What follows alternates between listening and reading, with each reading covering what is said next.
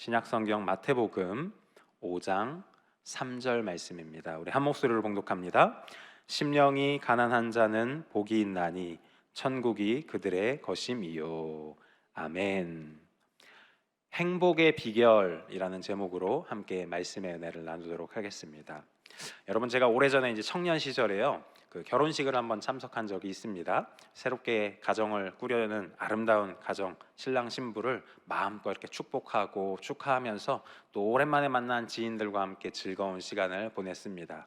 모든 이제 결혼 예식 순서가 진행이 되고 피로연 시간이 되어가지고 피로 현장으로 이동을 해서 맛있는 음식을 먹고 마시면서 즐거운 대화를 이렇게 주고받고 있었는데요.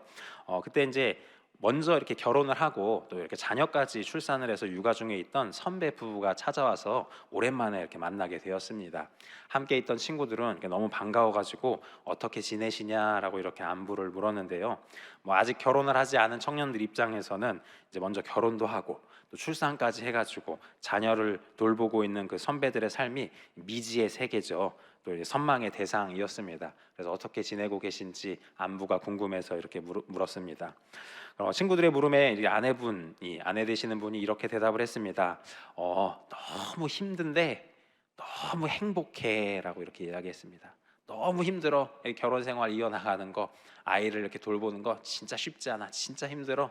근데 너무 행복해라고 해맑은 모습으로 이렇게 대답하는 모습을 보았던 기억이 있습니다.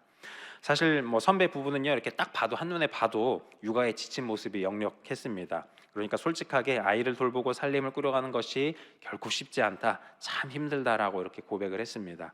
그러나 힘든 것과는 별개로 자녀를 돌보면서 얻게 되는 기쁨과 보람을 통해서 얻는 행복은 그 무엇과도 비교할 수 없다라고 해맑게 고백을 했던 것입니다.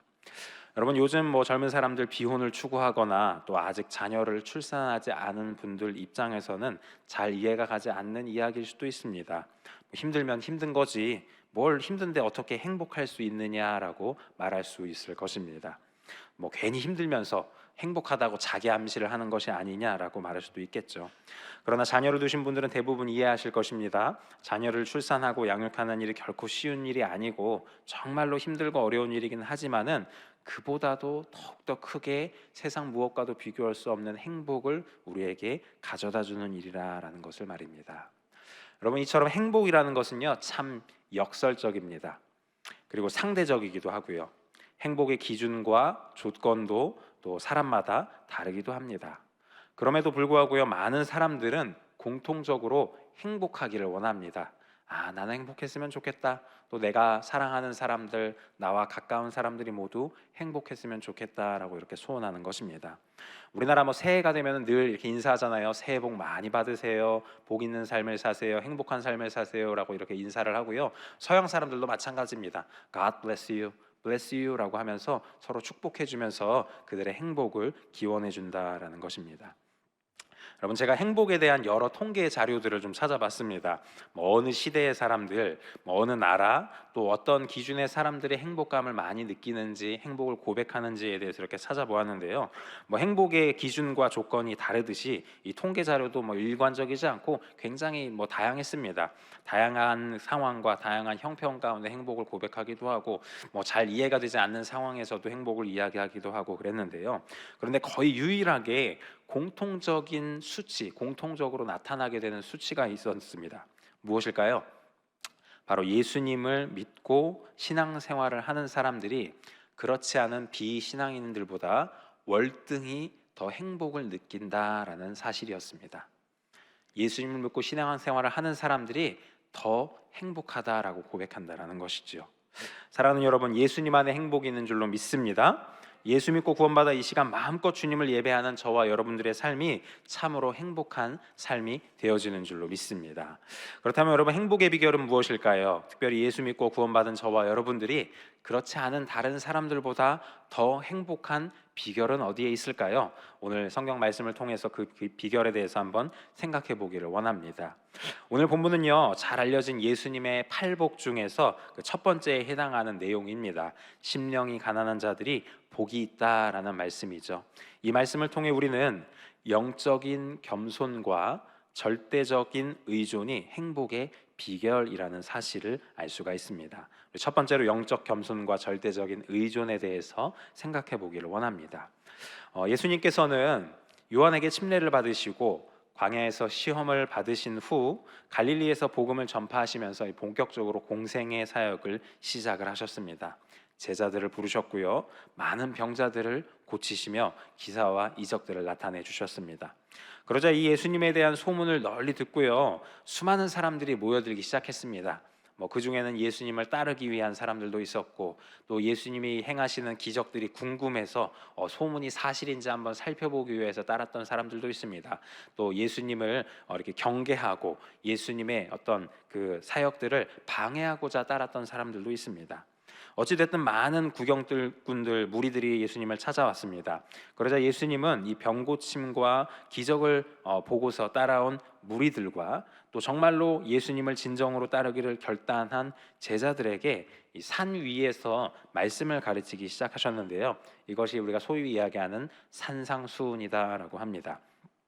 이 팔복의 내용은 산상수훈의 서문에 해당하는 부분인데요, 예수님의 중요한 가르침의 서문에서 이 서문에 해당하는 부분에 팔복에 대해서 이야기하면서 행복의 비결을 말씀하고 계신 것입니다. 예수님은 우리 사람들에게 행복이 얼마나 중요한지를 알고 계셨습니다. 그리고 우리가 행복하기를 바라셨습니다. 주님께서 그렇기 때문에 저와 여러분들에게 또 수많은 무리들에게 이 팔복의 말씀을 남겨주신 것이다 라고 이렇게 믿습니다. 그런데 여러분, 예수님께서 말씀하시는 행복의 비결이요, 다소 모호하지요. 이 심령이 가난한 자가 복이 있다라고 이렇게 첫 번째 말씀을 하고 계시는데, 심령이 가난한 것은 무엇인가? 그리고 왜 부유한 자가 아니라 가난한 자가 행복하다라고 이렇게 말씀하는 것일까요? 흔히 세상에서는 가난한 것보다는 그래도 부유한 것이, 부족한 것보다는 풍족한 것이 행복의 비결이다라고 이렇게 쉽게 생각하는데 말입니다. 예수님께서 말씀하시는 심령이 가난하다는 것은요, 우리가 쉽게 짐작해 볼 수 있듯이 이 물질의 소유와는 크게 관계가 없습니다. 마음과 영혼에 관한 말씀이다라는 것입니다. 여기서 이 가난한에 해당하는 프로코스라고 하는 말은요, 이 도움이 없이는 살아갈 수 없을 만큼 완전히 의존적인 자, 그리고 스스로는 아무것도 아님을 고백하는 자에 해당하는 이야기다라고 합니다. 즉, 이 심령이 가난한 자는 이 세상에서의 상황이나 형편, 지위, 소유와는 상관없이 그 마음과 영혼이 겸손한 자들을 뜻하는 말씀이다라는 것이죠. 스스로 너무 연약하여서 아무것도 할 수 없고, 또 세상 누구에게도 도움을 구할 수가 없어서 오직 하나님만을 바라고 하나님만을 의지하며 절대적으로 하나님만을 붙드는 사람을 가리킨다라는 것입니다.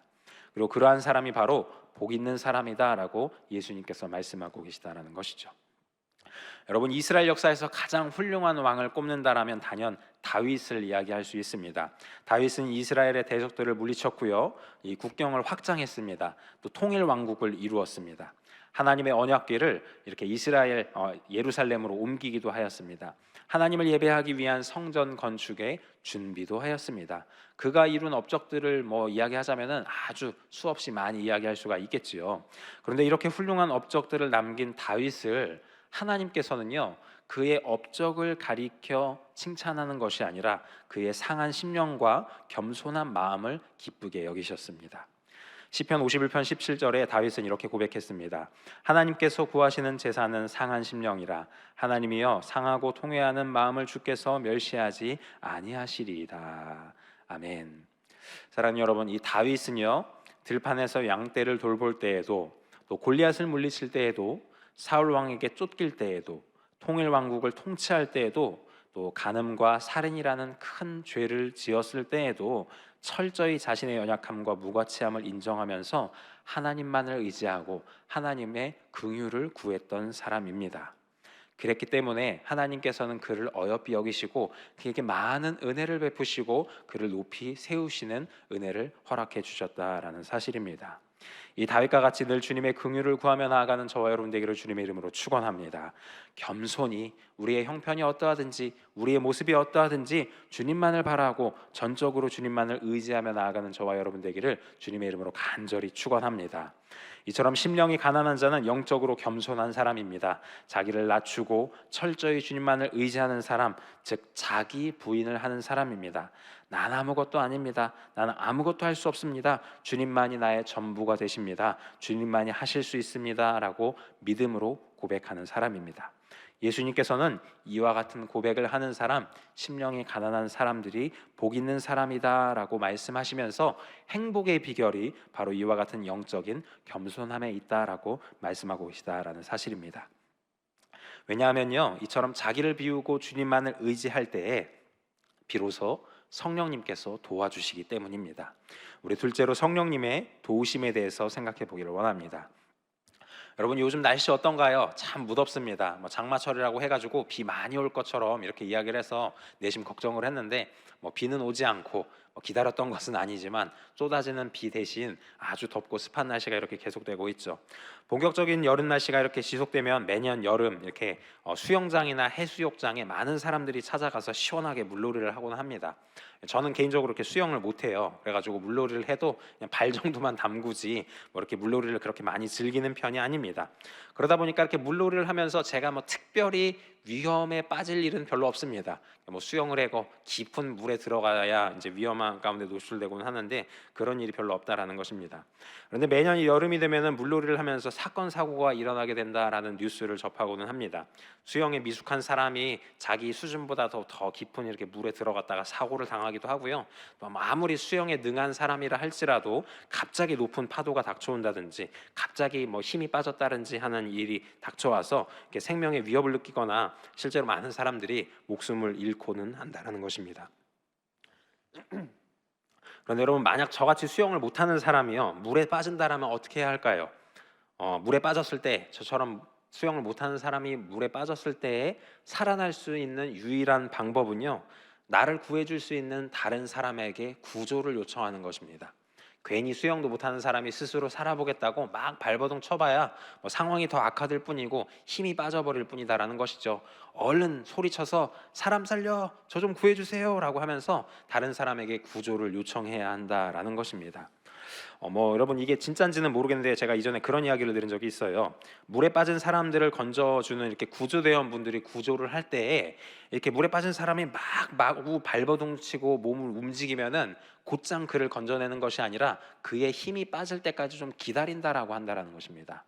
왜냐하면 막 물에 빠진 사람이 발버둥 치고 헤엄을 치면은 그를 구조해 둘 때에 그 몸에 휩쓸려서 같이 위험에 처할 수가 있기 때문에 그가 구조대원을 완전히 의지할 수 있도록 구조대원에게 자신의 몸을 완전히 맡길 수 있도록 힘이 빠질 때까지, 좀 잠잠해질 때까지 기다린다라고 하는 이야기를 들은 적이 있습니다. 일리가 있는 이야기지요. 사랑하는 여러분, 우리의 삶에 있어서도 마찬가지입니다. 우리 스스로 행복을 얻을 수 있을 것이다, 행복을 지킬 수 있을 것이다 라고 믿습니다. 내가 열심히 노력하고 능숙하게 살아가면은 행복한 삶을 이어나갈 수 있을 것이다 라고 생각하죠.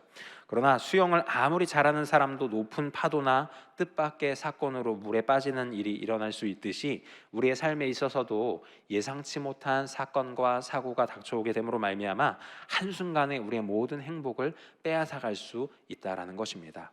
그때 우리는 우리의 힘과 능력과 우리의 경험과 지식을 의지하는 것이 아니라 우리를 도우실 수 있는 유일한 분, 성령 하나님을 의지해야만 하는 줄로 믿습니다. 주님만을 바라고 주님의 도우심을 구하고 주님만을 온전히 신뢰하며 나아갈 때에 비로소 주의 성령이 우리 가운데 충만하게 역사하심으로 말미암아 우리를 붙드시고 건지시며 도우시는 능력의 역사가 나타나게 되는 줄로 믿습니다. 잠언서 3장 5절로 6절에 이렇게 말씀합니다. 너는 마음을 다하여 야훼를 신뢰하고 내 명철을 의지하지 말라. 너는 범사에 그를 인정하라. 그리하면 내 길을 지도하시리라. 아멘. 하나님만을 신뢰하고 의지하는 저와 여러분 되기를 주님의 이름으로 축원합니다. 주님을 의지하면 주님께서는 우리의 연약함을 외면하지 않으시고 우리를 도와주신다라는 것입니다. 로마서 8장 26절에 말씀합니다. 이와 같이 성령도 우리의 연약함을 도우시나니 우리는 마땅히 기도할 바를 알지 못하나 오직 성령이 말할 수 없는 탄식으로 우리를 위하여 친히 간구하시느니라. 아멘. 사랑하는 여러분, 우리 하나님께서는 크고 능력이 많으시며 또한 우리를 도우시기 원하시는 좋으신 하나님이십니다. 오늘날 하나님의 능력은요, 예수 그리스도의 다른 보혜사이신 성령님의 권능을 통하여서 우리 가운데 나타나게 되는 줄로 믿습니다. 그렇기 때문에 우리는 성령 충만하여서 문제가 해결되는 은혜를 경험할 수 있습니다. 질병이 고침받고 관계가 회복되고 또 대적들이 쫓겨나게 된다라는 것입니다. 오직 성령의 충만함을 받으라, 이 말씀을 우리가 굳게 붙들고 성령 충만함을 사모하며 나아가는 저와 여러분 되기를 주님의 이름으로 간절히 축원합니다. 우리가 성령 충만하기 위해서는요, 먼저 우리 안을 비워내야만 한다라는 것입니다. 내 자아로 가득 찬다면, 내가 내 삶의 주인이 된다면 성령께서 우리 가운데 역사하실 수가 없다라는 것입니다. 성령님께 온전히 우리의 삶을 전적으로 맡겨드리며 나아갈 때 성령께서 우리의 삶을 주장하기 위하여서 우리의 생각이나 경험, 의지를 내려놓고 주님만을 바라고 의지하며 나아가기를 주님의 이름으로 간절히 축원합니다.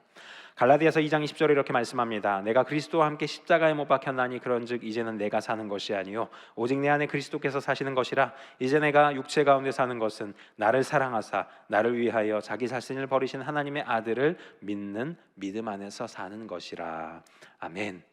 주님만을 바라고 주님만을 의지하며 내가 사는 것이 아니요 오직 예수 그리스도의 생명과 예수 그리스도의 부활과 예수 그리스도의 능력으로 삶을 살아갈 때에 하나님의 크신 도우심, 하나님의 크신 권능의 역사, 성령의 권능과 성령의 은사와 성령의 열매 맺는 복된 삶을 살아나갈 수 있도록 말씀하고 계신 줄로 믿습니다. 그러한 은혜를 충만하게 누리며 나아가는 저와 여러분 되기를 주님의 이름으로 간절히 축원합니다. 마지막 세 번째로요, 행복의 비결은 천국의 소망함에 있는 줄로 믿습니다. 우리 마지막 세 번째로 천국의 소망에 대해서 생각해 보기 원합니다. 우리 오늘 본문 말씀 마태복음 5장 3절 말씀 다시 한 번 더 고백해 보기 원합니다. 심령이 가난한 자는 복이 있나니 천국이 그들의 것임이요. 아멘.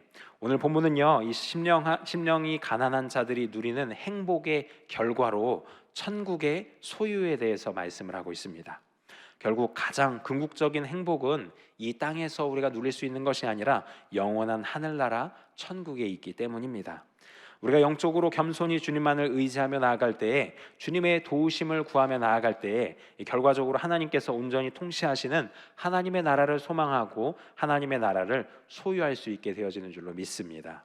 이 땅에서 우리가 누릴 수 있는 모든 것들은요, 아무리 세상에서 좋다 한다 할지라도, 아무리 세상에서 행복의 절대적인 가치다라고 이야기한다 할지라도요, 결국은 모두 지나가고 모두 썩어 없어질 헛된 것들입니다.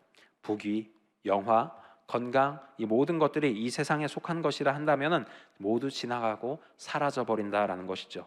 그렇기 때문에 예수님께서는요, 우리에게 썩을 양식이 아닌 영생하는 양식을 위해서 일하라라고 말씀하셨습니다. 요한복음 6장 27절입니다. 썩을 양식을 위하여 일하지 말고 영생하도록 있는 양식을 위하여 하라. 이 양식은 인자가 너에게 주리니 인자는 아버지 하나님께서 인치신 자니라. 아멘. 베드로전서 1장 3절로 4절 말씀도 함께 보겠습니다. 우리 주 예수 그리스도의 하나님 아버지 하나님을 찬송하리로다. 그의 많으신 긍휼대로 예수 그리스도를 죽은 자 가운데서 부활하게 하심으로 말미암아 우리를 거듭나게 하사 산 소망이 있게 하시며 썩지 않고 더럽지 않고 쇠하지 아니하는 유업을 잊게 하시나니 곧 너희를 위하여 하늘에 간직하신 것이니라. 아멘. 사랑하는 여러분, 가장 큰 행복, 완전한 행복, 온전한 행복은 이 땅이 아니라 성령 충만함으로 주님 다시 오실 그날을 소망하는 것인 줄로 믿습니다. 영원한 하늘나라 천국을 소유한 자들이 이 땅에서는 그 누구도 비교할 수 없고 그 누가 이해하지 못한다 할지라도 참된 행복을 누리는 자들인 줄로 믿습니다. 여러분, 나는 주님의 것입니다 라고 하는 책을 남긴 천정은이라고 하는 자매가 있습니다. 이 천정은 자매는요, 2012년에 유방암 말기 판정을 받았습니다. 그러나 참 놀랍게도 1년 뒤에 이 모두 암이 제거가 되는 일을 경험하게 됩니다. 야, 감사하다. 나는 이제 암으로부터 완치가 되었구나 라고 이렇게 행복함 가운데 누리게 되었는데요. 그런데 안타깝게도 2년 뒤인 2014년에 이 암이 재발하게 되었습니다. 상황은 급속도로 악화되어서 2016년에는 폐와 기도 그리고 림프절에까지 전이가 되었고요. 2017년에는 경추뼈에까지 전이가 되면서 굉장히 심각하게 이 암이 퍼져나가게 되는 것을 경험하게 되었습니다.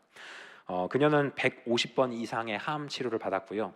또 시한부 선고만 무려 4번을 받게 되었습니다. 그녀가 건강할 때는 하나님을 철저하게 부인했습니다. 아유, 교회 다니는 사람들 다 미친 사람들 아니야? 왜 이렇게 예수님을 믿는 거야? 하나님이 어디 있어? 라고 이렇게 이야기를 했습니다. 그런데 그가 이렇게 암투병을 하면서 정말로 인생에 해답이 없고 도대체가 답을 찾을 수 없이 방황하는 그러한 상황 가운데 성경 말씀에 하나님 말씀에 답이 있다라는 이야기를 듣고는 하나님 말씀을 읽기 시작했다라고 합니다. 이렇게 하나님 말씀을 읽고 묵상을 하다가 주님께서 이렇게 말씀을 하셨다고 해요. 정은아, 너는 내 것이다. 너는 나의 것이다 라고 하는 이 음성을 듣고는 예수님을 비로소 인격적으로 만나게 되었습니다. 이후 교회 성도님들의 기도와 섬김 그리고 그들과의 교제를 통하여서 믿음을 굳건하게 세우게 되었고, 예수 그리스도의 살아계심을 깊이 묵상하고 경험하면서 힘든 이 암투병의 시간을 이겨낼 수 있었다라고 이야기합니다. 뿐만 아니라 그는 자신과 같이 암투병을 하고 있는 암 환자들에게 그리고 수많은 사람들에게 주의 복음을 증거하는 일을 감당하기를 시작했습니다. 그녀는 매일 이렇게 고백했습니다. 내 몸은 주님의 것이니 오늘 하루 주님이 원하시는 대로 해드리고 싶습니다. 주님 뜻대로 나를 사용하여 주옵소서. 나의 육신은 연약하고 질병 가운데 있고 나 스스로 할 수 있는 것이 점점점 사라져 나아가지만은 주님께서 기뻐하시는 일을 감당하기 원합니다 라고 고백하면서 주의 복음을 증거하는 일에 앞장서 나아갔습니다. 10년이 넘는 암투병 생활을 하면서 순간순간 너무 고통스러워서 믿음이 흔들릴 때도 있었지만, 그녀를 버티고 누구보다도 밝고 행복한 모습으로 주의 복음을 증거할 수 있었던 이유는 다른 무엇이 아닌 천국의 소망에 있었습니다. 세상의 어떤 모습으로 볼 때, 세상의 시선으로 바라볼 때에 그녀는 세상이 가진 행복의 조건은 아무것도 갖고 있지 않았습니다. 건강하지 않았고 마음대로 할 수 있는 것을 할 수 있었던 것도 아니었고 그렇게 예쁘고 아름다웠던 모습이 점점 더 쇠약해지는 것을 경험해야만 했습니다. 그럼에도 불구하고 그녀는 이렇게 고백했습니다. 암은 선물이며 죽음은 소망입니다 라고 이렇게 고백했습니다.